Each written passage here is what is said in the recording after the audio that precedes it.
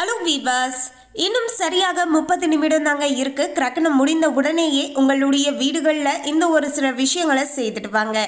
இதன் மூலமாக உங்களுக்கு கிரகண தோஷ பாதிப்புகள் அனைத்துமே நீங்க ஆரம்பிக்கும். அதாவது வெறும் 5 நிமிடம் ஒதுக்கி உங்களுடைய வீடுகளில் ரொம்ப எளிமையாக கிடைக்கக்கூடிய எலுமிச்சப்பழம், உப்பு மற்றும் அரிசி வைத்து இந்த ஒரு சின்ன பரிகாரத்தை செய்துட்டு வாங்க. இதன் மூலமாக உங்களுக்கு இந்த சந்திர கிரகணத்தால் ஏற்பட்ட அனைத்து விதமான தோஷங்களும் பார்த்தீங்கன்னா நிவர்த்தி பெற ஆரம்பிக்குங்க. அதே போல் நாளைய தினத்தில் நீங்கள் குளிக்கக்கூடிய தண்ணீரில் இந்த 2 பொருட்களையும் சேர்த்து கலந்து குளித்துட்டு வாங்க. இதன் மூலமாக உங்களுக்கு ஏற்பட்டு இருக்கக்கூடிய அனைத்து விதமான தோஷங்களும் பீடைகளும் பார்த்தீங்கன்னா உங்களை விட்டு விலக ஆரம்பிக்குங்க. எனவே அந்த 2 பொருட்களானது என்ன அப்படிங்கிற எல்லா விஷயத்தையும் டீட்டெயிலாக தெரிந்து கொள்ளலாம். அதோடு இந்த ஒரு கிரகணமானது சரியாக எப்போது முடிவடையுது அப்படிங்கிற எல்லா விஷயத்தையும் டீட்டெயிலாக தெரிந்து கொள்ளலாம். அதுக்கு முன்னாடி இன்னும் நம்ம சேனலை சப்ஸ்கிரைப் பண்ணலன்னா சப்ஸ்கிரைப் பண்ணிடுங்க. அப்படியே பக்கத்தில் இருக்கக்கூடிய பெல் ஐகானையும் ப்ரெஸ் பண்ணுங்க. வாங்க வீடியோக்குள்ளே போகலாம். 18/9/2024 புதன்கிழமையான இன்றைய நாள் காலை சரியாக 6:11 மணிக்கு இந்த ஒரு சந்திர கிரகணமானது இந்திய நேரத்தின்படி ஆரம்பமாக போகிறது. அதனைத் தொடர்ந்து கிட்டத்தட்ட ஒரு 4 மணி நேரம் 5 நிமிடத்திற்கு பிறகு சரியாக 10:17 மணிக்கு இந்த ஒரு சந்திர கிரகணமானது முடிவடைய போகிறது. இந்த கிரகணமானது முடிஞ்சதுக்கு அப்புறமேட்டு ஒரு 10:30 மணிக்கு மேலே நீங்கள் சின்ன பரிகாரங்களை உங்களுடைய வீடுகளில் செய்துட்டு வரலாங்க. இன்னொரு சந்தேகம் இருக்கும் பலருக்குமே, கிரகணம் அப்படிங்கிறது இயற்கையாக வானில் நடக்கக்கூடிய ஒரு அதிசயமிக்க நிகழ்வு தாங்க. இதற்கு எதுக்குங்க இது போன்ற பரிகாரங்கள் நம்ம செய்துக்கணும்? உண்மையாலுமே இந்த கிரகணத்திற்கு அப்புறமேட்டு நம்முடைய வாழ்க்கையில் பிரச்சனைகள் வருமா அப்படின்னு எல்லாம் ஒரு சிலருக்கு சந்தேகமானது இருக்கலாங்க. நிச்சயமாக கிரகணமானது ஏதாவது ஒரு வகையில் மனிதனுடைய வாழ்க்கையில் தாக்கத்தை ஏற்படுத்தி தரக்கூடிய வகையிலேயே அமைஞ்சிருக்குங்க. சில நேரங்களில் நன்மைகளாக இருக்கலாம், பல நேரங்களில் நமக்கு கெடுதலை செய்யக்கூடிய வகையிலையும் இருக்கலாங்க. எது எப்படி அப்படின்னு நமக்கு தெரியாது இல்லையா? அதனால நம்ம கட்டாயமாக இது போன்ற பரிகாரங்களை செய்து கொள்கின்ற பட்சத்தில் நமக்கு தோஷங்கள் ஏற்பட்டு இருந்தால் அது எல்லாமே பார்த்தீங்கன்னா நிவர்த்தி பெற ஆரம்பிக்குங்க. அதாவது இந்த கிரகணம் எந்த அளவுக்கு வீரியம் முக்கியது அப்படிங்கிற விஷயத்தை இன்னொரு எக்ஸாம்பிளோடு சொன்னால் உங்களுக்கு ரொம்பவே எளிமையாக புரியும் அப்படின்னு சொல்லலாங்க. அதாவது கிரகண நேரத்தில் கோவிலுடைய கருவறைகளே மூடப்பட்டு இருக்குமாங்க. கிரகணம் முடிஞ்சதுக்கு அப்புறமேட்டு தான் கருவறை திறந்து மீண்டும் பார்த்தீங்கன்னா அந்த சாமிக்கு பார்த்தீங்கன்னா சிறப்பு பூஜைகளும் ஆராதனைகளும் செய்யப்படுமாங்க. ஏங்க இந்த கிரகண நேரத்தில் கோவிலுடைய கருவறை மூடப்பட்டு இருக்கு அப்படின்னு கேட்டிங்கன்னா, இந்த கிரகணம் அப்படிங்கிறது எதிர்மறை ஆற்றல் கொண்டது.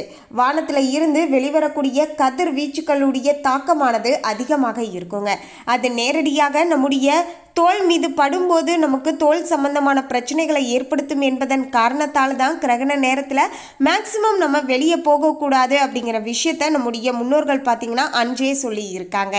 மேலும் இப்படிப்பட்ட இந்த ஒரு எதிர்மறை தாக்கங்கள் நிறைந்தது நேர்மறை எண்ணங்கள் கொண்ட அந்த கோவிலுடைய கருவறையில் படக்கூடாது என்பதன் காரணத்தால் தான் கருவறையை மூடப்பட்டு இருப்பதாக சொல்லப்படுதுங்க. இப்போது உங்களுக்கே புரிஞ்சிருக்கும் இந்த கிரகணம் அப்படிங்கிறது எந்த அளவுக்கு ஒரு வீரியமிக்க சூத காலம் நிறைந்தது அப்படிங்கிற விஷயத்தை நீங்களே புரிஞ்சிருப்பீங்க. சரிங்க, இப்படிப்பட்ட கிரகணம் பார்த்தீங்கன்னா கோவிலுடைய கருவறையே மூடப்பட்டு இருப்பதால் நிச்சயமாக பார்த்தீங்கன்னா இது நமக்கு ஏதாவது ஒரு வகையில் பாதிப்புகளை ஏற்படுத்துங்க. அந்த பாதிப்புகள் ஏற்படுத்தாமல் இருப்பதற்காக தான் சின்ன பரிகாரங்களை நம்முடைய வீடுகளில் நம்ம செய்து கொள்ள போகிறோம். சரியாக பார்த்தீங்கன்னா 10-17 மணிக்கு கிட்டத்தட்ட இந்த கிரகணம் முடியுதுங்க. ஒரு 10:30 மணிக்கு மேலே பார்த்தீங்கன்னா ஃபஸ்ட்டு உங்களுடைய வீட்டை நீங்கள் சுத்தப்படுத்துங்க. நீங்கள் வீட்டை சுத்தப்படுத்தும் போது பார்த்தீங்கன்னா அந்த தண்ணீரில் வந்து கல்லுப்பையும் மஞ்சளையும் கலந்து அதோடு வேப்பிலை இருந்தால் அதையும் நீங்கள் கலந்து பார்த்தீங்கன்னா நீங்கள் வந்து அந்த தண்ணீரை வந்து உங்கள் வீட்டை பார்த்தீங்கன்னா போட்டு சுத்தப்படுத்தி வச்சுடுங்க. பிறகு பார்த்தீங்கன்னா நீங்கள் குளித்துட்டு வாங்க. நீங்கள் குளிக்கும்போது தலையில் அருகம்புல்லை வைத்து நீங்கள் வந்து குளிக்கக்கூடிய தண்ணீரில் கொஞ்சமாக கல்லுப்பையும் மஞ்சளையும் கலந்து அந்த தண்ணீரை ஃபஸ்ட்டு பார்த்தீங்கன்னா உங்களுடைய தலையோடு ஊற்றிக்கோங்க. இதன் மூலமாக உங்களுக்கு ஏதாவது கிரகதோஷ பாதிப்புகள் இருந்தால் அது எல்லாமே பார்த்தீங்கன்னா உடனடியாக நிவர்த்தி பெற ஆரம்பிக்கும். அதாவது அந்த கிரகதோஷ பாதிப்புகளில் இருந்து நமக்கு வரக்கூடிய பிரச்சனைகள் அனைத்துமே கொஞ்சம் குறைய ஆரம்பிக்கும் அப்படின்னு சொல்லுவாங்க. ஸோ இந்த ஒரு விஷயங்களை பார்த்தீங்கன்னா செஞ்சுடுங்க. அடுத்து பார்த்தீங்கன்னா நீங்கள் குளித்ததுக்கு அப்புறமேட்டு மீண்டும் வீட்டுக்குள்ளே வந்துட்டு நீங்கள் ஏதாவது புனித தீர்த்தங்கள் உங்களுக்கு இருந்தால் அந்த தீர்த்தங்களை வீடு முழுக்க பார்த்தீங்கன்னா தெளித்துட்டு வரலாங்க. இல்லை என்றால் பசு மாட்டுடைய கோமியம் கிடைச்சா அந்த கோமியத்தை பார்த்தீங்கன்னா நீங்கள் வீடு முழுக்க பார்த்தீங்கன்னா தெளித்துட்டு வரலாங்க. இதன் மூலமாக உங்களுக்கு ஏதாவது தோஷங்கள் ஏற்பட்டு இருந்தால் அது எல்லாமே பார்த்தீங்கன்னா நிவர்த்தி பெற ஆரம்பிக்கும். வீடுகளில் பார்த்தீங்கன்னா மகாலட்சுமி கலாச்சமானது உண்டாக ஆரம்பிக்குங்க. வீட்டில் இருக்கக்கூடிய கெட்ட சக்திகள் அனைத்துமே விலகி நேர்மறையான எண்ணங்கள், கடவுளுடைய ஆசீர்வாதம் எல்லாமே வீடு முழுக்க பார்த்தீங்கன்னா நிறைஞ்சி இருக்குங்க. அதன் பிறகு பார்த்தீங்கன்னா எலுமிச்சை பழம் இருக்கு இல்லையா, அதை இரண்டாக பிளந்து அதில் மஞ்சளையும் குங்குமத்தை ஒரு பக்கமும் மஞ்சளை ஒரு பக்கமும் தடவிட்டு, இரண்டு பக்கமுமே குங்குமத்தையே தடவுங்க, மஞ்சள் வேண்டாம். எலுமிச்சை பழத்தை இரண்டாக பிளந்து அதனுடைய இரு பகுதிகளிலுமே பார்த்தீங்கன்னா குங்குமத்தை நல்லா தடவிட்டு அதை நீங்கள் வீட்டு நிலவாசப்படியில் இரு பக்கமும் பார்த்தீங்கன்னா வச்சுடுங்க. அதோடு நீங்கள் அந்த நான் ஃபஸ்ட்டு மாப்போட சொன்னேன் இல்லையா, அந்த தண்ணீர்லையும் கொஞ்சமாக எலுமிச்சை பழத்தை இன்னொரு எலுமிச்சை பழத்தை எடுத்து அதனுடைய சாரை கொஞ்சம் அதில் விட்டுட்டு அந்த தண்ணீரை நம்ம வீடு முழுக்க பார்த்தீங்கன்னா துடைத்து சுத்தப்படுத்தும் போது நமக்கு ஏதாவது கிரகதோஷங்கள் இருந்தால் அது எல்லாமே பார்த்தீங்கன்னா நிவர்த்தி பெற ஆரம்பிக்குங்க. ஸோ இந்த ஒரு எளிமையான விஷயங்களை உங்களுடைய வீடுகளில் செஞ்சுட்டு வாங்க.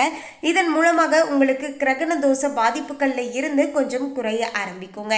ஸோ மறக்காமல் இந்த ஒரு விஷயங்களை பார்த்தீங்கன்னா உங்களுடைய வீடுகளில் செஞ்சுட்டு வாங்க.